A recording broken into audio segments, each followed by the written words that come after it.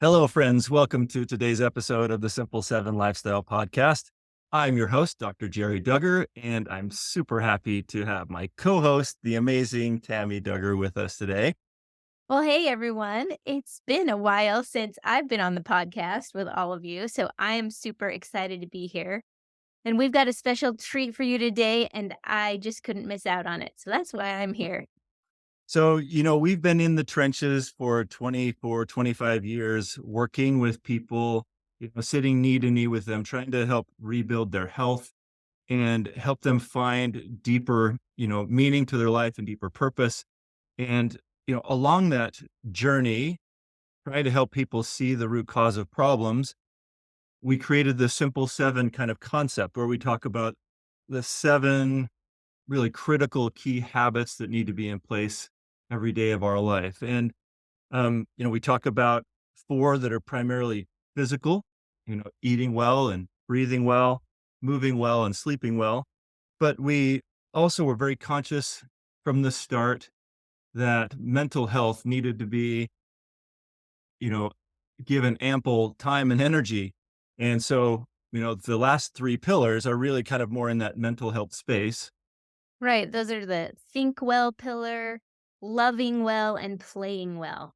And we just really think that those kind of encompass our mental health as well as our spiritual health.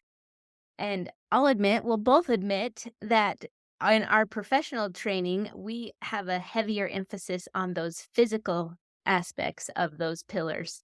And I feel like we're trying to play catch up or learn as we go on those last 3 habits. Um, but it's always been our personal fascination to learn more from the people who really specialize in those 3 habits. So one of my favorite people to learn One of from, our favorite, yeah, yes. one of our favorite people, is Dr. Jennifer Finlayson-Fife, and she is such a clear thinker, um, to the point where I have to listen to her over and over again until it really sinks deep into my mind. But she is so clear on these topics, and we just knew that we wanted to have her on our podcast and interview her and help us and help you understand more about these things. So with that kind of long-winded intro, Jennifer, welcome to the Simple 7 Lifestyle Podcast. We're so glad you're here with us today. Thanks for having me. Glad to be here. Can you, like some of our audience that, that I've already talked to in personal conversations might know of you, but I'm guessing that a lot of my audience doesn't know much about you. So why don't you give us just a little background, like where do you live and what you've been doing for the last couple decades? Sure. So I am a licensed therapist in Illinois and also a educator and coach. And the main focus of my work is working with Latter-day Saints on developing more intimate, passionate marriages. And so I do a lot of work around self-development, differentiation, because these are really core to our capacity for intimacy. So, I do a lot of online teaching through courses and podcasting, and I do a little bit of one-on-one coaching, but that's primarily what I do. Mm-hmm. And I mean, I think we've been following you for many years, and it's been fascinating to kind of see your own, how your expertise is kind of branching out. And I remember the early parts of some of your podcasts were really kind of in a very small, it's like how to improve sexuality.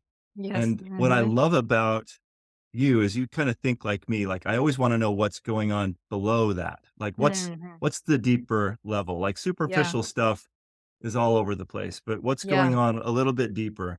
Yeah. And Mhm. so as we've listened to you, it just kind of keeps going deeper and deeper. There's more layers and you just keep sharing kind of what's going on in this mind of Mhm. ours. Can I just tell you before we get started, I had a cool experience this week, working with a client, in another state and we're working with her and her husband. And we've been kind of peeling back the layers of their health challenges. And early on in our conversation, um, I knew that there were some issues with their marriage, their sexual relationship was Mm. troubled, a lot of baggage. And, I knew that I probably had enough information to get me and them into trouble. So I tried to, not be too prescriptive. But one thing I did say is, would you guys be open to listening to some podcasts? I have somebody I want you to listen to. So I passed along your information, and honestly, the wife was like, just I think that feels like way too much right now. I don't want to open that can of worms. I know as soon as I open that, Mhm. it's going to be months of struggle, and it just felt Mhm. daunting. I'm sure Yeah. you've not heard that before. Um, but I said, that's fine. You don't have to worry about trying to fix everything. Mhm. Just listen to a couple of podcasts and see if there's anything that resonates. I talked with her a month later and she said, I've listened to hundreds of hours already. And I just realized I could work on my side of the street. I could clean up Mhm. my stuff, and it Yeah. didn't matter what my husband was doing. And I was just going to pursue becoming a better version of myself. And Mhm. it's already making tons of Yeah. difference. She said the bedroom is changing, but more than that, Yeah. like the whole relationship is changing. And so, I Yeah. mean, Great. you hear testimonials like that every single day. Yeah. I just wanted to add a cool one, which is why I wanted you on this podcast so badly. So I got to quit Yeah. talking and let you share some wisdom with us. But um, Great. maybe as a setup, Jennifer, you've probably heard of this study. It's the longest running study Mhm. on human happiness, the Harvard study of adult development, and Yeah. been running for 85 years now. And the one thing that's really risen above all the other variables that determine a person's, overall quality of life and happiness was the quality of their relationships. Yeah. All comes down to that. And as you said before, the quality of a marriage dynamic or a family dynamic is really dependent on the level of development of each person in that relationship. Yes. So I wonder if you could maybe just use that as a launching point and talk about this idea of why we need to continue to develop and, what it means to kind of create a sense of self. Mhm. That's Sure. kind of a term that you use a lot that I don't think I really understood for a while. So that might be a good place to start. Yeah. So I have referenced that research. It's cool research because it's clear like the quality of one's relationships not only impacts mental health and overall life satisfaction, but even one's physical health. So Yep. like the amount of cortisol and levels of stress and all that. So it's a really strong predictor in longevity and overall health. And I, in how to say it, I think the thing that has been clear to me in the work I do is how much people want their relationships to work well because it shapes our lives so profoundly, right? Just to be able to be in a peaceful relationship with someone changes the way you feel about your entire day than a relationship that is laden with conflict and turmoil. The thing that I think a lot of times, though, that we don't really understand is how much the quality of our relationships is dependent upon our own sense of self. And so, Murray Bowen, who has done a lot of writing on differentiation, talks about the fact that human beings want two things, which is they want to belong to others, right? We want to know that we're loved, that we belong to a partner, a family, a community, but we also want to belong to our own sense of self. And that is, you want to belong to your own beliefs, your own values, your own desires and ambitions. And so because we want both of these things, um, they can feel when we're immature like they work against each other. Like you get one or the other. Either, if we're gonna be happy in this relationship, I have to suppress some part of myself so that you're not mad at me.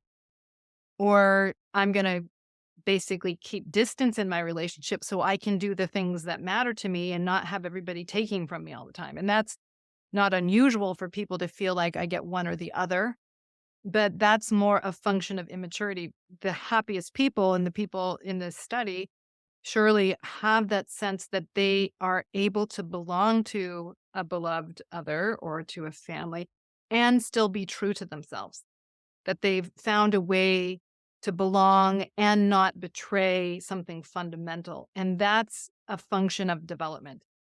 And it's whether or not Murray Bowen also talks about this, are we dependent upon a reflected sense of self, which is our more immature state, or have we developed into a more solid, flexible self, a self that can regulate herself or himself, can know their own values, can know their own mind, and aren't as dependent as the younger version on approval and acknowledgement from others.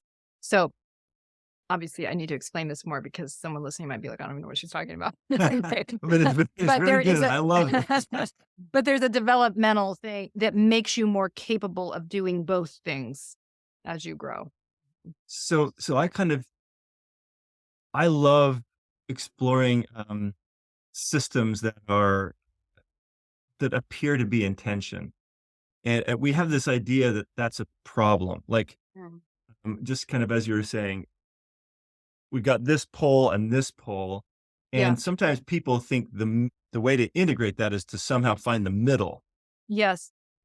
I don't think that's what you're actually saying. There's actually an elevated position above the 2 poles that says, "I see all of it, and Right. I can move back and forth in a flexible way as Yes. appropriate to incorporate all of this. I don't have to pick one or the other, or I don't even have to, like, split myself and Right. find some sort of compromise." That's But right. higher development means no, I can see all of this. And maybe that's the yin yang kind of concept of these polars being part of one system, and that's Yes. really kind of what we're striving to find. Um, Right. Yeah. So when we're immature and we want, how to say it, we want to belong to ourselves and we also want to belong to others. What we do is we either will fold into the reality that others want or we'll pressure them to do what makes us comfortable. So these are very human, immature behaviors like, okay, I'll be whatever you want, just love me, but you betray yourself. You get to belong, but you betray yourself. Or do it my way, you loser, that is, yield to me. Or we just distance ourselves from relationships entirely. Of course, that's another option.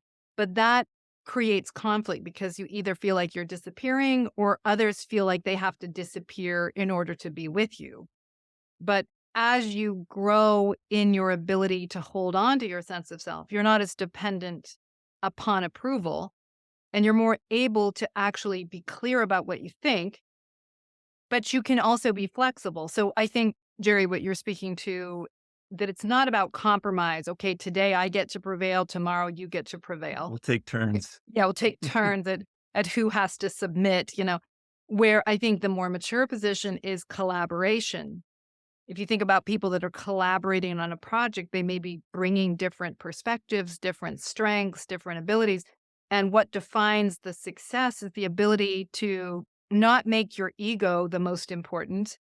We're doing it my way. That's not a good collaborator. It's like, let's bring the best of our ideas on the table. Let's think through it, think about the problem we're trying to address. And I can be flexible. I don't need this project to revolve around me for me to feel okay. So I can contribute and participate out of the best in me while receiving the best in you, right? And we can work together to create something. Now, there's the experience of cohesiveness or unity, but it's not about submission or dominance. It's about collaboration and operating together for the greater good. Yeah, I think that I've noticed that, like, in the beginning of a marriage relationship, we Yeah. have to kind of find our place, Yes. and then we help each other be Yeah. strong in our strengths, and We're Yes. patient in the weaknesses. I just Yes. remember, before marriage, I thought, well, as soon as I'm married, then I have to become one with somebody. Yeah. And Terrible. what does that really mean? Does that Yeah. mean I gotta like get rid of all myself and now I Yes. gotta be himself and ourself? And what does that really look like? And that was just always a like thing that really Absolutely. bothered me. Well, because I a think lot of that's women, yeah, learn this idea that if you're a good woman, you kind of fold into the man. You're the rib, from a sort of a a Yeah. religious frame is the good woman is quiet and kind of follows behind and is the support staff for the man. So the idea of oneness is terrifying because it's like, well, I maybe want to be married, but I don't want to lose myself. And, again, this is often some of the difficulty in early marriage is how do I belong to myself and also be in this marriage where, there's a lot of things you can't agree to disagree on. You either have sex or you don't have sex. You paint the living room or you don't. There's like, Yeah. and so who's going to prevail in this? So these are tensions that are very inherent to marriage um, that pressure us to grow. um, yeah, one of my very favorite things that you've ever said is that marriage is a now I'm gonna Yeah. butcher the paraphrase, but marriage is basically a people growing machine. I mean, it is Yeah. there's no relationship quite, um, as, perfect for pushing and pressuring in a Yeah. good way our Yeah. own self-development, Yes, because exactly. this person sees all of the stuff. Even Yeah. if we're self-deceived, which maybe we can talk about, we might be blind to our Yes. own perceptions of ourself, and I Yeah, think, plan on it. Yes. yeah, we might I see this. I see a lot of people kind of maybe thinking that their motives are better than they Yes. really are, Yeah. and then I also see a lot of people who have a self-concept that's actually on More the impaired than is written. deprecating, Yeah, impaired for sure. side, where they don't really feel like they have any value or worth, and so both of those Yes, are frames of distorted. deception are Yes. going to completely lock down this marriage from any more growth until that piece kind of gets resolved. Yeah, no question. So, yeah, you're absolutely right. So the people growing machine is a David Schnarch line. Yes. And yeah, marriage does pressure it because you've now taken in this person that matters so much to you and is so primary to your sense of self, right? A friend lying to you hurts, but a partner lying to you really hurts. That's that who am I that you could lie to me? Do I not matter to you? Right? I thought that I was your number one person in your life and how could you deceive me? Right? So the pressures of a marriage can really push on our sense of self. Where someone at the office or, someone in a store that we run into, they have minimal impact on our sense of who we are. And so those pressures really push us to, I remember in early marriage, my husband would say something I didn't like. I didn't like the idea that he had about me. And I thought that my idea was more right than his. And so we'd be kind of in this struggle of like, who's right here and how are we going to resolve this? But, the only way forward was to deal with what's true in what your partner's saying about you, even if you don't want it to be true. And so Well, it I see pushes you. Mhm. don't you also, though, see a lot of people just not willing to have the conflict because conflict is bad, don't you know? Okay, we can't have conflict. We've Right. got to be always That's right. happy. So I'm Yes. just going to not bring it up, and Right. A this lot is of going people. to just fester for a few decades, That's right. and then Absolutely. Lots of people have that idea. If we're happily married, if we're a good couple, we don't fight. And so the marriage becomes dishonest and fragile in the name of goodness. Now, contempt and hostility and cruelty are destructive in a marriage, no question. But conflict is, your reality and my reality are abrading one another. There is a friction. And if we're going to create room for two of us here, if we're going to make a home and a life and a reality in which we can both belong to ourselves and be with each other, we've got to collaborate around these differences. We've got to deal with these differences. And you can, as you say, Jerry, like say you're the problem and you must change. And sometimes your spouse is the problem. I mean, it doesn't mean right, but it is dealing with how am I a part of this problem? How am I, what is my spouse saying that I know I need to deal with, even though I can use their limitations to get away from mine? And that's the thing that drives development in people and drives deeper trustworthiness, deeper space for one another is when your spouse cleans up their limitations, you you're in a better marriage. You get to live in a space that feels better to be in and vice versa. But it's so hard to be honest. Oh Oh my yeah. gosh. 100%. It's Maybe hard it's to be just honest. me, that, I think sometimes, out of trying to be kind, I will just not speak my truth, and I know Yeah. Tammy's the same way. And Yes. so how much honesty, Jennifer? Tell me. Well, yeah, so being honest is difficult for a couple reasons. One is, when you need validation, which we all like and we really like the more undeveloped we are, it's hard to be honest. It's hard to admit you're right about me. I do that. That was unfair of me. Because for the weak among us, that feels like complete puncture of our sense of self because we need so much for people to see us as good for us to feel okay about ourselves. So we'll deny and avoid and accuse and defend and get away from the very truth that we need to grow ourselves up. So it hurts to say, okay, you're right. That wasn't decent of me. But that's where all the freedom is because then you can start to deal with who you are and not be a house divided and in a self deception. You can actually integrate more of who you are and have a deeper, honest peace with yourself, plus be a more trustworthy partner, have your spouse trust you more. So we don't like the puncture to our sense of self. It's also hard to deal with conflict, right? I mean, to be in the honesty of your spouse's different view is just uncomfortable. A lot of us would rather just pretend we don't have a difference and then go secretly do what we want on the side or, avoid the conflict and then just resent and feel covertly superior or whatever. Like we don't necessarily want the work of dealing with the issue.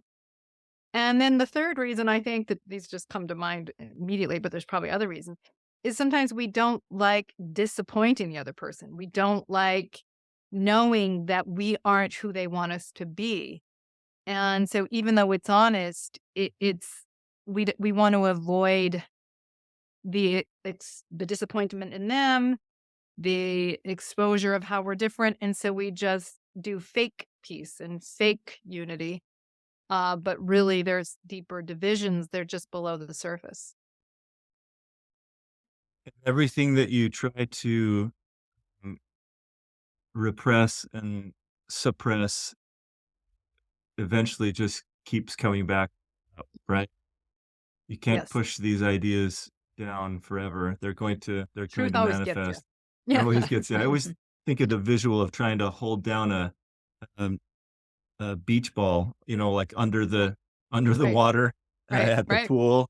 It's like, man, right, yeah, you right. think you got it for a second, but it just a little Absolutely. slip and it wants to come back up. So, And I uh, think that the truth is too, the more we avoid things, often the bigger that beach ball gets. So the more we are just stepping away, the issues we're trying to deny actually then start having more power over us. There's some book, I can't remember what it's called, but the story of like this little baby dinosaur, but nobody will acknowledge it. And so the dinosaur just keeps growing and growing and then taking over the house and then, breaking the house. And, as soon as they start to acknowledge it, it gets back down to size. right. And psychologically, we do that. We think, okay, just pretend it's not there and it'll go away. But actually, we're giving it this covert power and it increases and it diffuses our ability to actually deal with it. It undermines our ability to deal with it. Hmm. So you just mentioned the word validation, um, and I think that, one of the dangers if you're not developed and you're enmeshed with other people and have this reflected sense of self to kind of use those terms, um, we end up making decisions to extract validation from the Mm, people around us, right? mhm. Yes. Originally, I thought, well, gosh, why would I want to be in a marriage that I didn't get any validation? Like, I mean, why would I want to be in any relationship that didn't make me feel relatively good about myself? Mhm. So Mhm. it's not so much that validation is the problem. Yeah, It's exactly. the bending of my own integrity or my own honest truth in order to get it. That's right. Am I Right. understanding the Yes. concept right? Yeah, a lot of people think I hate validation. Validation hater. Okay. So Yeah, it's yeah, there's no, there's nothing wrong with validation. And in any good marriage and romantic relationship, there's a lot of validation. So just to should be be free clear, flowing back and yeah, forth like with I ease, love and just appreciate you and I yeah, value you and I'm grateful you're in my life. And in any really good marriage, there's a lot of that, right? There really is. The issue is whether or not you make getting validation primary. Like, mhm. I will not say what I really think because I don't want the invalidation of of him saying he disagrees with me or that he thinks my idea is stupid, okay? Even if it is, okay, that Yeah, I don't want that. So I will, hide aspects of myself so I can feel a kind of false approval, or I'm going to feel resentful about the validation I can't get. So Dr. Schnarch, David Schnarch, who did a lot of work using Murray Bowen's theory, he said something like, the more we demand validation, the less likely we are to get it. And the less dependent we are on validation, the more likely we are to receive it. So that is, as we run our lives by more integrity, as we're more able to be honest, as we're more able to collaborate, as we're more able to make our ego less important than what is the higher principle or the higher goal, you will get a lot of validation from people close to you. They know you, they're grateful for you, they trust you. They'll say, "Thank you so much for your willingness to just help out around this thing and not make it." Yeah, yeah, just you trust those people because they don't make their ego primary. And so they get a lot of validation but they're not demanding it. They don't right. live to get it, although it does come towards them. Everything that is created through force takes force to maintain. Everything brought about by right conditions, the conditions continue to flow unto itself. Mhm. Yeah. I don't know who cool said that, but I think I just Yeah, made it's it up. cool. But anyway, I like that quote that I just made up. But yeah, I always think we're talking in the realm of physical health as well. You know, we have such an outside in philosophy in the West that we can Mhm. somehow, you know, give you a pill or something Yeah, yeah. and you'll be healthy. But, you know, our work is trying to help people actually create the context in their life where the Yeah. natural expression, the wisdom and innate Uh, intelligence of the body is going to express health because of the situation that you're, you know, the lifestyle that you're living. mhm. And so it's almost the same Yeah. concept that the answers are already inside of you once you're clear on yourself, and Right.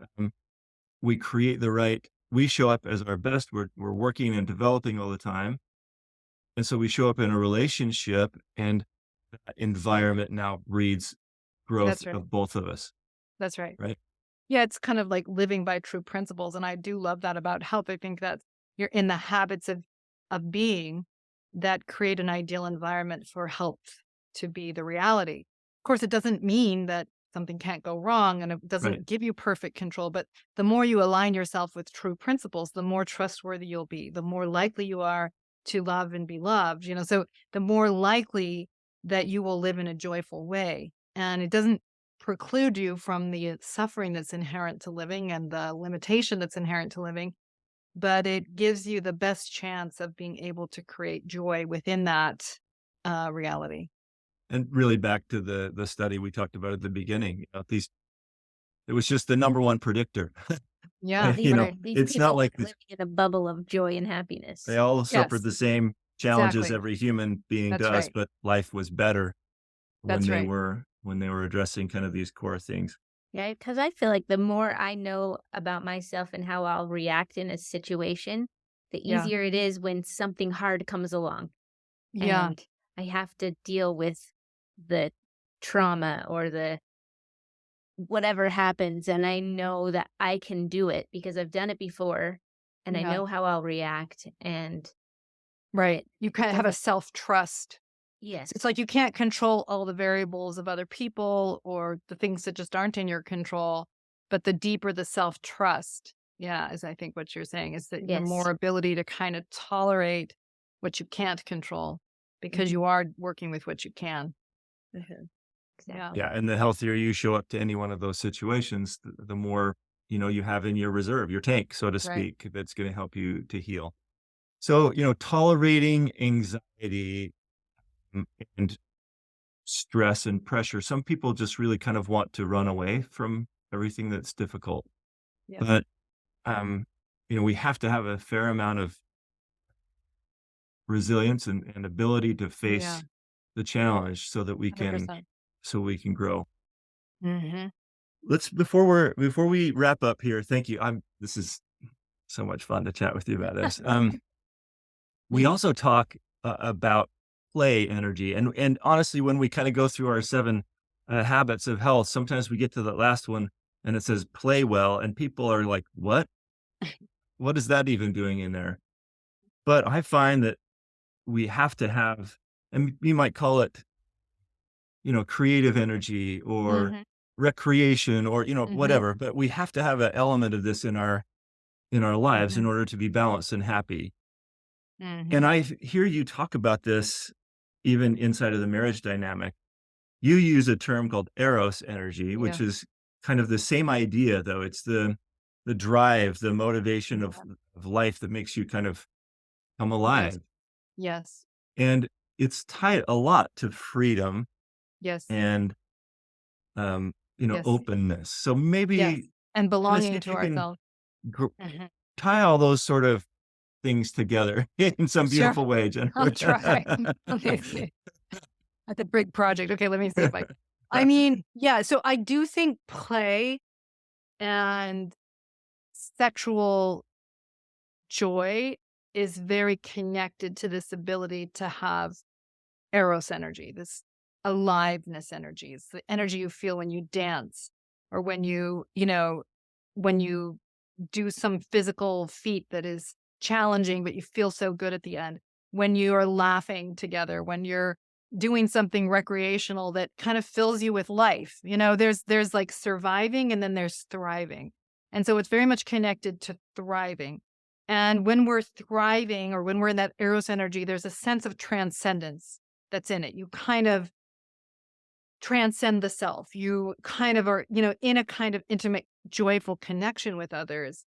And when we're just about work and, we don't have enough of those um, liminal experiences or kind of expansive experiences, right? Then we have a sense of, kind of losing something in ourselves. We don't have that feeling of aliveness that a marriage needs, that we ourselves need. When someone's depressed, they don't have that eros energy that's a part of their day-to-day living.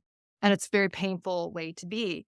And a lot of people create marriages that have no eros energy in them. And I'm not even speaking about sex per se. They don't have that sense of playfulness and aliveness and sort of the joyful embracing of life, as imperfect as it might be, to really feel gratitude and joy in the everyday. And so when they don't have it in the marriage and it's full of resentment and anger for the validation you can't get, people are vulnerable to going and trying to find it cheaply elsewhere, right? And looking for that sense of spark or aliveness outside of the marriage. So the more that we're able, when talked about in the beginning that we want to belong to others and we want to belong to ourselves, the more that there can be room for that spark, that aliveness, that playfulness, it's very connected to being able to achieve both. That I can belong to me, I can grow and be in this marriage. I can expand myself, find joy in it, find playfulness and freedom, and be with you. I mean, so, I think that idea of freedom is like I can be with you and be true to myself. That's the spark. That's the playfulness. I don't have to pretend anything or contort myself to keep you happy with me. I can really play with you, which is a kind of freedom and connection. And when couples are happiest in their marriages, they have that in their marriage and they have it in their intimate relationship.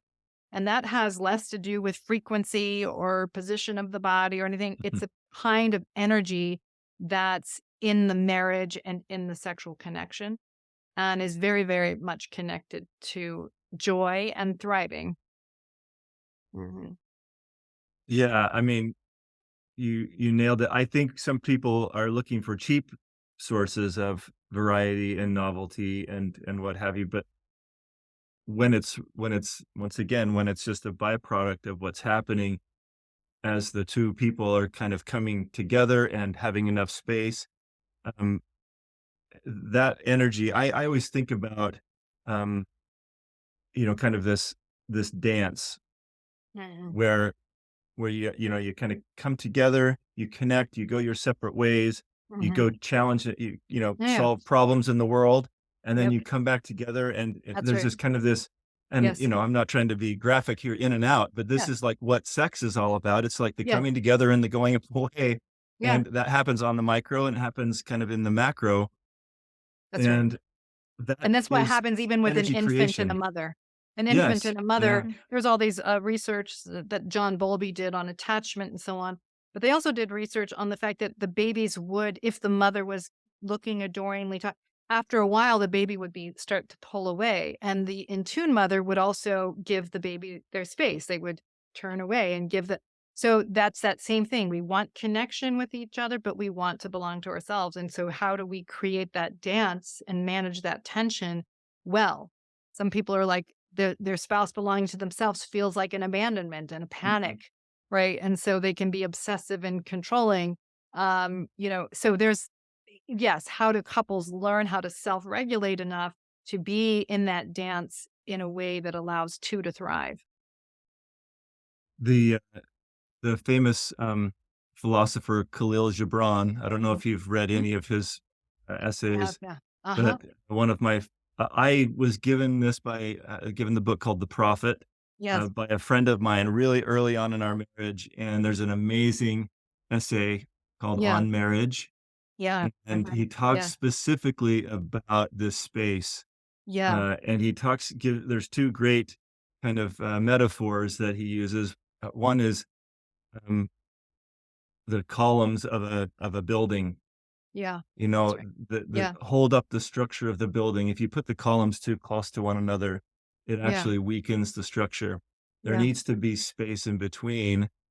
So this idea of unity is unity of purpose Yeah. of what we're trying to create together. It doesn't mean enfolding in. And I Yeah. guess the other metaphor is, uh, like the strings on an instrument.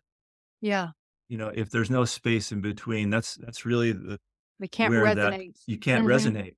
And Yep. so this spacing of the vibration of each one of those strings kind of playing off and creating that Yeah. harmony. Once again, these ideas that on the surface might seem like they're in opposition to each other, but there really is a way to harmonize these things That's right. if you kind of think about them in a more developed way. Yeah. Well, anyway, Jennifer, thank you so much. Yeah, it's been fun to listen to you too. This is our marriage, by the way. I am a listener and I like to soak it in and then think about it really long. And then we have really good conversations together. That's But great. I, My husband's a I, listener too. That's why he is not on any yes, podcasts. yes. I talk and Tammy feels everything. She's very Yeah. empathic. Everything has a feeling and she's just dialed into everything that's going on, but she doesn't So this has felt this really good. So let's tell all of our audience how they can learn more about your work and Sure. get some more of this information. Why don't you Yeah, the tell them how to best get in touch with you? sure, the best way probably is my website, which is my last name. So Finlayson-Fife, Finlayson-Fife.com.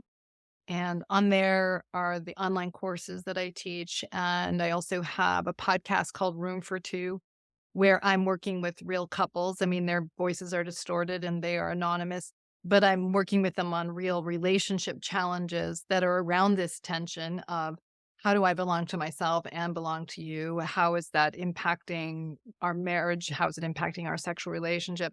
So it's it's very educational of being able to listen into other people's experiences and to see yourself and or your marriage in it. So that podcast is there. And then just my conversations with Dr. Jennifer, which has conversations like this, that's a free podcast, is there also. And We so we anyway, can just give reviews. We've done your courses, All of them. the individual ones and the couples ones, and great. we listen to the Room for Two podcast. It's very enlightening and it gives us some good things to talk about and think about. Yeah, right. To the point where sometimes we're like, I don't know who I am anymore. Yeah, exactly. What? No, I've that's controlled my very, sense of self, and no, very, very good and insightful. That's great. sometimes it's a lot, right? To listen to other people's challenges and try to figure out how to help them, and we do that on, our level. Um, Mhm. but you're a master at, um, at the work you do.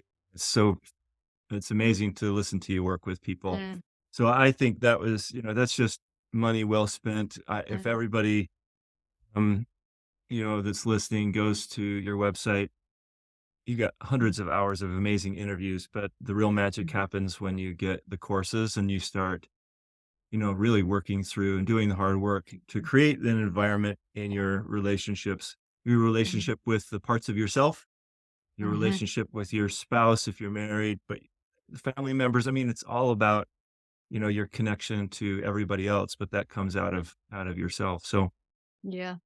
um, well, I'll tell you what, this has been a highlight of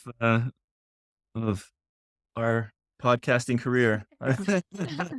We're super grateful for you and your time.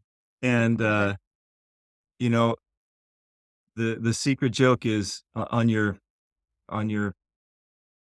Facebook groups and things like, what is a JFF, right? So Jennifer Finlayson-Fife is a big long name, so everybody just says JFF, JFL. and then the new people come on and go, "What's a JFF?" And we And always then say, what would JFF yeah, do? what would JFF What would do? JFF say? So everybody, you Yeah. wanna be in her world, and, she will definitely help you understand what's going on in your own mind and clear some things up so that you can be your best self.